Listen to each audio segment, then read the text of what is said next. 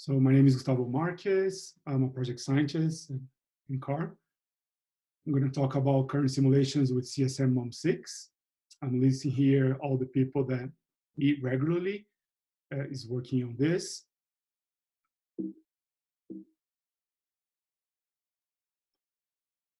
So just before I start, we will be releasing a version of CSM MOM6 in CSM 2.2, which should come beginning of summer 2020. And but we are very much changing our configuration on a weekly basis. So just to give you a heads up what's going to be going towards this release, and that's mainly the goal of this presentation.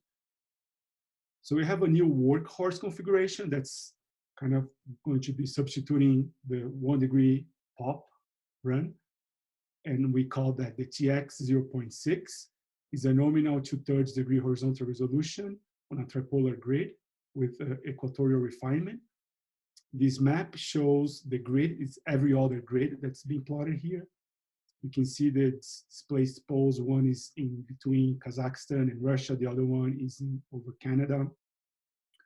We kind of, on the south, we stop around 80 degrees south.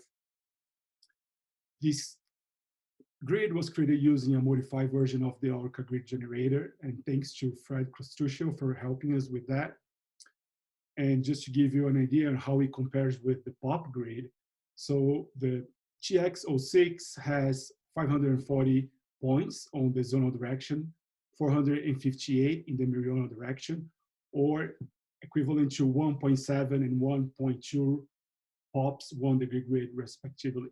So basically, we're not changing much in terms of the meridional grid, but really change in terms of the zonal grid. And that's going to become clear on the next slide. So these are some of the grid metrics between the two grids, so TX06 and GX01, which is the POP 1 degree one. So the top left panel shows the meridional resolution. And you can see in black the POP grid and in blue the MOM6 grid. We're plotting every point along a constant longitude, and that's why you see this complicated shape here. That's just because the grid is being rotated because of the tripolar grid, so don't bother by that. But at mid-latitude, the POP grid is actually better. So I said it all the way around. So blue is POP and black is MOM. So at mid-latitudes, the POP grid is actually resolving better than MOM. But then as we go to higher latitudes, MOM becomes better. And they both have equatorial refinement near the equator. But what I want to point your attention to is the aspect ratio.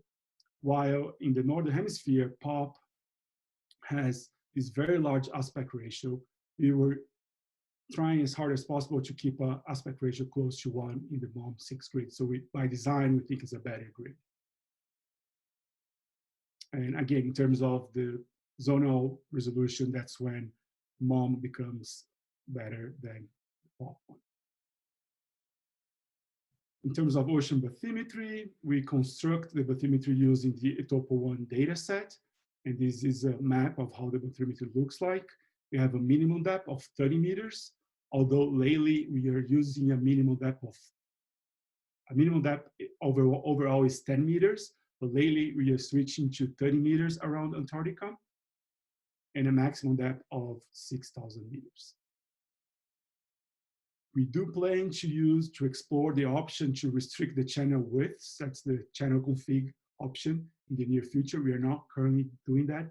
What that does is, for example, you can change the width of, let's say, the Gibraltar Strait to be smaller than what your grid size allows for, and I will talk a little bit more about that when I show some of the results.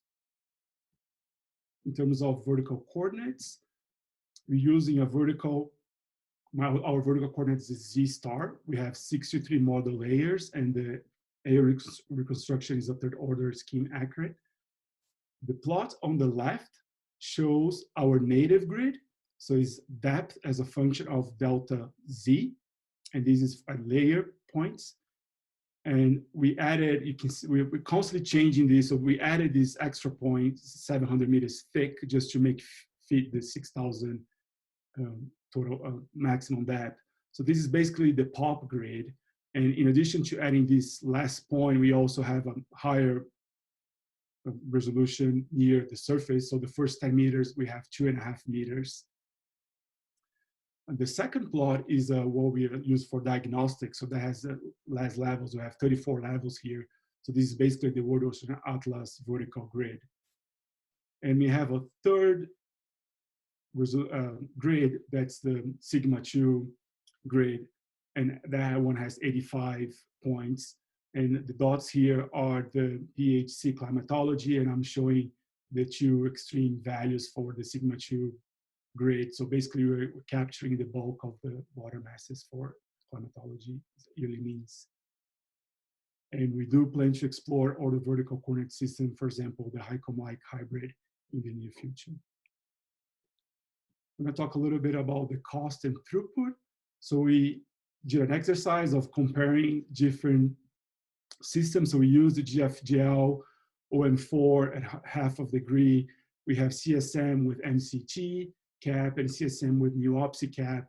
And also Frank ran a POP 1 degree simulation as well. And the different rows here are, we have baroclinic time step, baroclinic thermodynamic time step, the couple time step, number of grid points each direction, total number of grid points, the number of processors, and that's the number of points per processors. So for all the MOM6 ones, we try to keep at 18,000. And the last three rows are the diagnostics that we're looking at. So the first is the simulated years per wall clock day. So we can see that with MCT and MOM6, we're getting 19 simulated years per work clock day with MCT and 25 with MOM6, and with POP that's 53. In terms of P hours per simulated years, the best that we can do is a factor of 9 to 10 with respect to POP. And then the last row is cost per grid point per year, and it's being normalized by the POP value. So basically, it's 4 times more expensive to run MOM6 with CSM and MOM6 than to run POP. All right, now let's go into some of our numerical choices. The first one, we're using a Boussinesq model with a rho naught of 1035. I say that because there is an option to use a non-Boussinesq option within MOM6, but we're not exploring that yet. We're using a split time stepping, the baroclinic time step, and that's for the MCT, as Frank mentioned.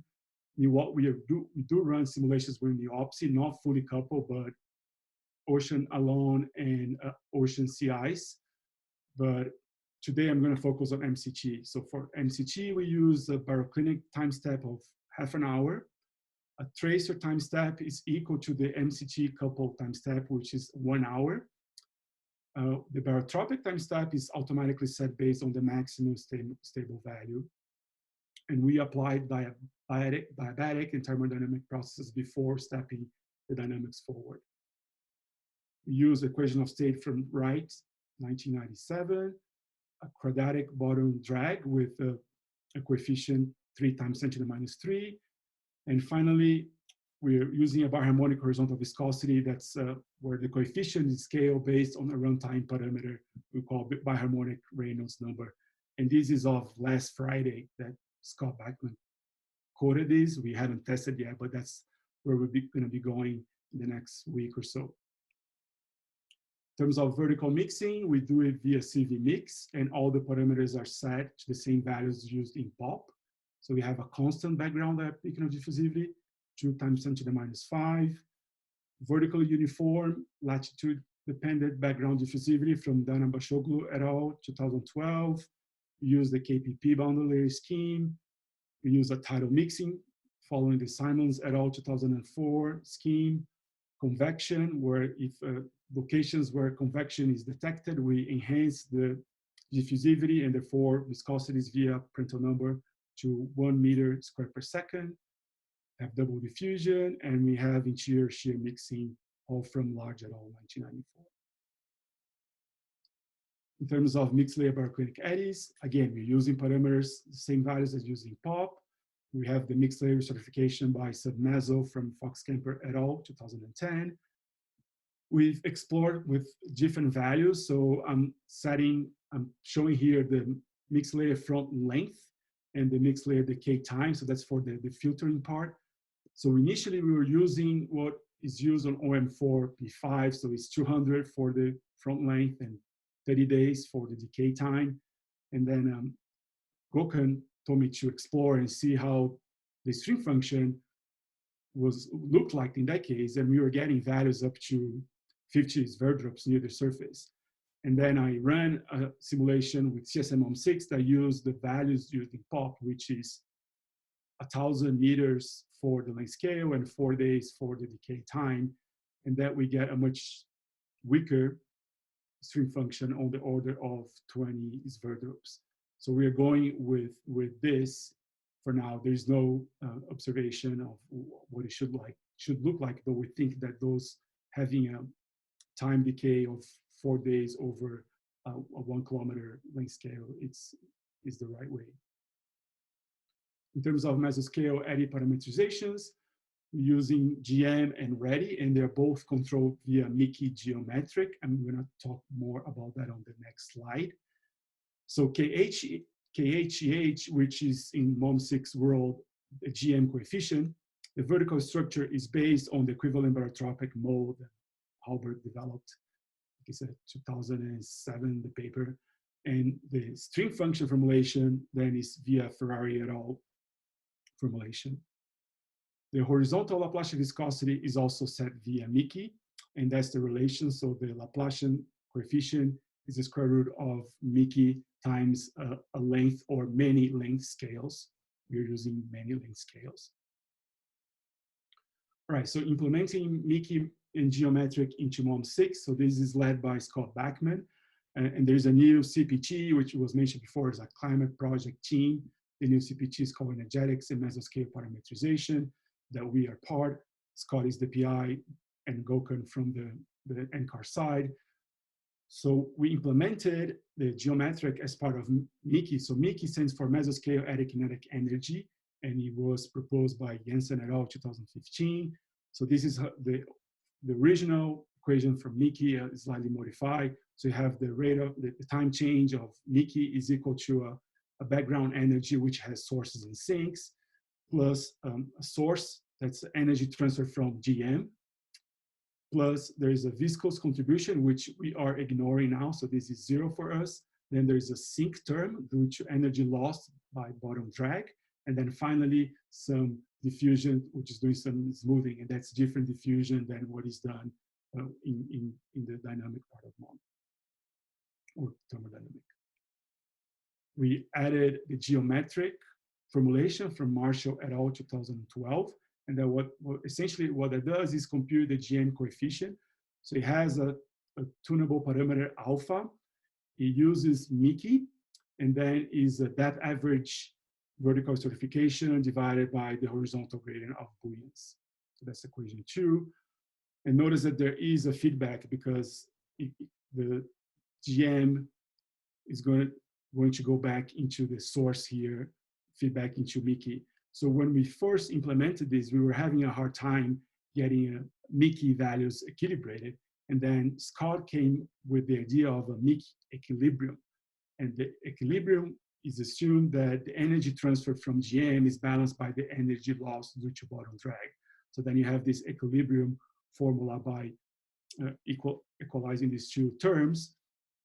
And we can then now have a modified final Mickey equation where we do some nudging towards this Mickey equilibrium. And the time scale that we're using right now is something like 100 days. So we found that this was a way of keeping Mickey under control using in conjunction with geometric. So I'm going to talk about the best runs that we have so far. There's two types of runs. One is a forced. I'm going to call it G25. So we use GRA 55 V1.3 as the forcing. We do sea surface salinity restoring towards the World Ocean Atlas 2005. And piston velocity is something like 60 meters per year. We use the adjust net S store to 0 equals true. What that means is adjusting the salinity restoring to 0 So after we do the restoring, we will subtract or add globally a value to make the sum to 0. We do the same for the fresh water. We adjust the total freshwater contribution to 0. And then the second run is a fully coupled. I will call that B10. So it's a pre-industrial control. It's coupled with CAM5, atmospheric model, our land model CLM5 with BGC and crop. The sea ice model is size 5. The river runoff model is Mozart. And we have the community ice sheet model version 2, which is not evolving, it's fixed, so season 2. And the TOA balance in this simulation is 0.28 watts per meter square. So the ocean is gaining that. So both cases are run for 58 years, which is one GRA cycle. And the average plots I'm going to show next were done over the last 30 years. So first, let's start with the temperature and salinity mean bias at 1200 meters. Top is salinity, top is temperature, bottom is salinity, left is the force run G25, and right is the B run. They have a similar pattern. So we are seeing that in terms of temperature, we have this very strong temperature bias, warming bias in both. The forced and fully coupled is stronger in the fully coupled, and that seems to be coming from the Gibraltar Strait, so the Mediterranean outflow. And you can see the signal in salinity as well. We also see the coastal currents here. So this could also be related to the overflows, in the Nordic overflows. So going back to that parameter that I said earlier to adjust the straits. So this is something that we're going to explore and see if we can reduce this bias by playing with the width of those straits. In terms of winter mixed layer depth, I'm going to show first using this criteria of 0.03 kilogram per meter squared. Sorry, the units here are for the mixed layer depth, not for delta rho. I just realized that now. So the top left is the forced case. Bottom left is the fully coupled case. Then the top right is the climatology from the De Boyer et al. And this is winter mixed layer depth. And then the bottom right is the fully coupled minus the forced case.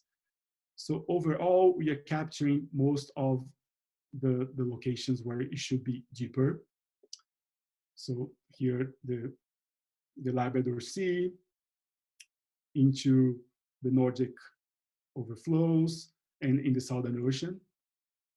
If we compare the fully coupled minus the forced, we see that the fully coupled tends to have a deeper mixed layer depth just outside of the Labrador Sea and a shallower into the Labrador Sea. And also the fully coupled tends to have a shallower mixed layer depth in the Southern Ocean. Now, Justin Small pointed to me this weekend. He sent me these pictures from POP, which is using a different criteria. So it's using the 0.125 criteria. Left is fully coupled, right is forced. So this is the CMIP6 pre-industrial control that NCAR submitted. And if we do a parallel with the runs from MOM6, we kind of see a similar behavior, meaning that the forced case tends to have a deeper mixed layer in the Southern Ocean, in particular in the Ross and Weddell Seas. And the fully coupled, you tend to extend the location of deep mixed layers further east compared to the forced case. So this is consistent with what we see in MOM6, although it's a very superficial comparison. In terms of poleward heat transport, I'm showing here the global case.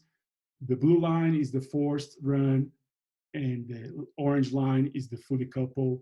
The other lines are some estimates based on reanalysis products. I should mention that for a fully coupled run, 50 years is not enough. So that's why we see something like this. So we get pretty strong winds in the Southern Ocean, as I will show in a few slides. So I expect that if you run this for longer, this is going to go down and will be more like the blue line. But the blue line from the force case is within the range that we see from other simulations within MOM6, for example, from Adcroft 2019 paper showing the OM4 results. In terms of Mariana overturning circulation, first global, left is forced, right is the fully coupled. They are slightly different, so the G cancel in the fully coupled is stronger. We get much stronger winds in the Southern Ocean, as I mentioned before.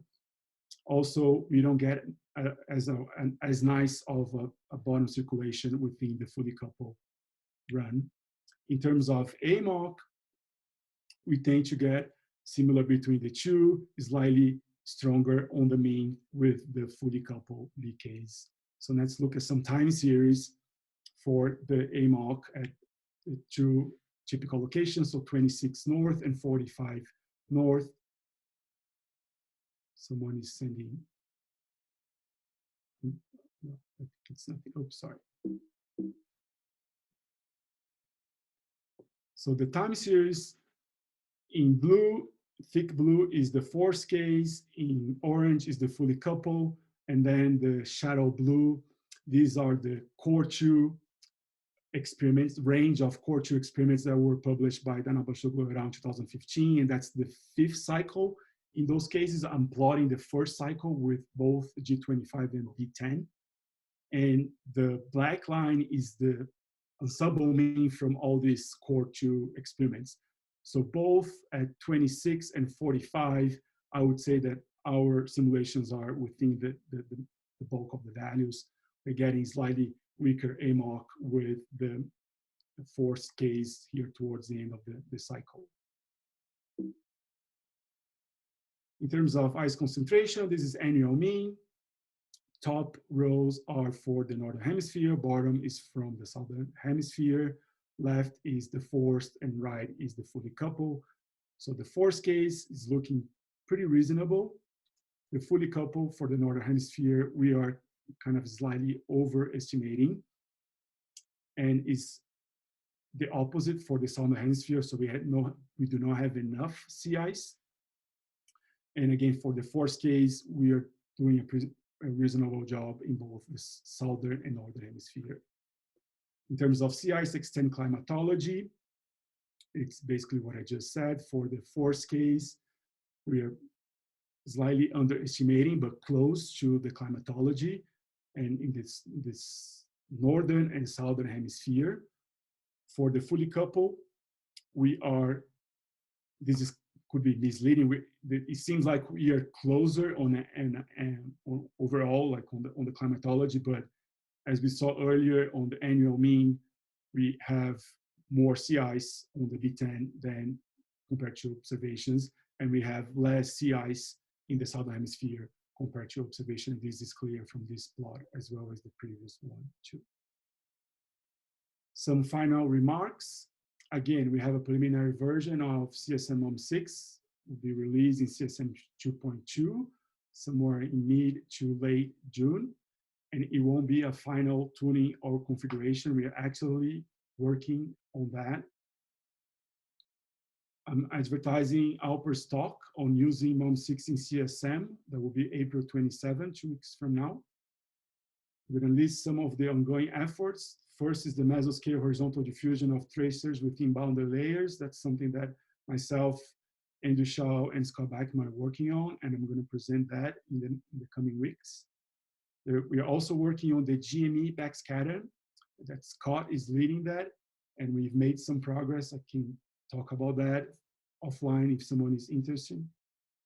And Mike Levy is incorporating Marble BGC into MOM6. He will also talk about that towards the end of the series, so that's August. And that's all. Thank you very much. Okay, great. Thanks, Gustavo. Let me find my participants list here. Mehmet, first question. Hi, Gustavo.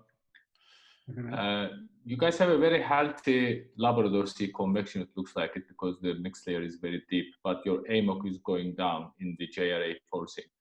Do you know this can be related to the Z-star you guys are using? Did you have a plot similar to Alistair's 2020 paper, zonal mean drift? Zonal mean drift, I do have that plot, yes. We get, as I was comparing that over the weekend, we see, I think the color scale on Allison's paper was plus minus 1.5. We get like up to 2 degrees bias compared to PHC climatology, and that's by the end of the first cycle. So to your question, I'm not sure if it's just the Z-star. It could be also the Z-star, but I'm not sure if it's the only one. We found that changing the GM coefficient within the Labrador Sea was a huge player in dictating the mixed layer depths in the Labrador Sea, and therefore the AMOC strength. Okay, thank you. Bill Large, you're next up. Yeah, Gustavo, the biggest disturbing bias that I saw in all your plots was the northward heat transport. We're not sending near enough heat north, and we're not sending enough south, meaning that the equatorial band is not at all absorbing enough heat. Now, what depth all that is or what basin, I don't know, but it would be useful to at least check this out basin to basin to see whether it's in both the Pacific and the Atlantic. But clearly, I mean, if you're not sending enough heat north, the Labrador Sea should freeze. I mean, sort of thing, you know? Mm-hmm. So that's as a gross scale global picture. You showed some regional biases, which I got, but that is a very dominant to me bias in the global solution. But I don't know which basin and I don't know what depth. So yeah, we can look into that. I have this plot for other basins too. Because I know you said this was various reanalyses, but there are ship estimates as well, or section estimates, and clearly it's not necessarily just a problem with the reanalyses. It seems to be a pretty major bias. Yeah. Okay. Certainly have work to do. Other questions for Gustavo? Okay, well, I think we have gone a full 2 hours, and I want to thank everyone for hanging in there with us. I hope you found it useful. We'll be back in 2 weeks with... Yeah, it was very useful, Frank. Okay. Back in 2 weeks with Bob.